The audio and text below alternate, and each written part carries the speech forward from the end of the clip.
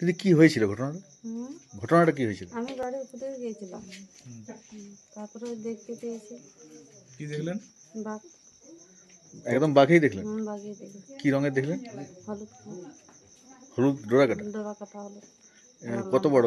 আর লম্বা ছিল না বড়। কি করছিল বাঘ? আমি বসেছিলাম তো, তারপরে দাঁড়ায় উঠেছি, ও আসছিল, তো ও দাঁড়ায় দিয়েছে আমার দিকে তাকিয়ে।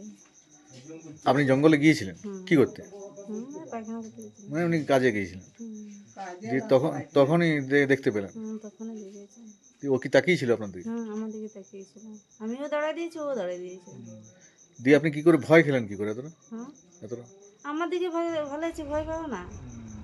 দিয়ে তারপরে কি করলেন? তারপরে আমি ছুটি দিয়েছি। ছুটে বাড়ি চলে এসেছেন? তারপরে আগে কয়েকদিন এসে পড়ে গেছিলাম। বাড়িতে মানে ছুটতে ছুটতে পড়ে গেছেন? ছুটতে ছুটতে পড়ে গেছি। দিয়ে তারপর বাড়ি ওখান থেকে তোমার ডাকছিলাম, কিন্তু ওরা কেউ শুনতে পায় না। দিয়ে ডাকছিলাম তোমার, বাড়িতে এসে বললেন? তারপরে বাড়িতে এসে পড়লাম। তো আপনি কখন জ্ঞান হারালেন কখন? ঘরে এসে। ঘরে এসে পুরো পড়ে গেছিলেন ঘরের সামনেই? দিয়ে তারপরে কি হলো? তারপরে নিয়ে গেল জেলিম হসপিটাল। কারা নিয়ে গেল? ও ফরেস্টার নিয়ে গেল। দিয়ে যে হাসপাতালে গিয়ে জ্ঞান ফিরলো? হাসপাতালে যাওয়ার পরে জ্ঞান এলো? দিয়ে এখন কি কেমন মনে করছেন নিজেকে? এখন ভয়ে লাগছে। ভয় লাগছে?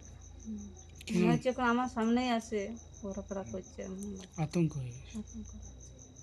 মানে মনে হচ্ছে পুরো সামনে ঘোরাফেরা করছে? কি নাম আপনার?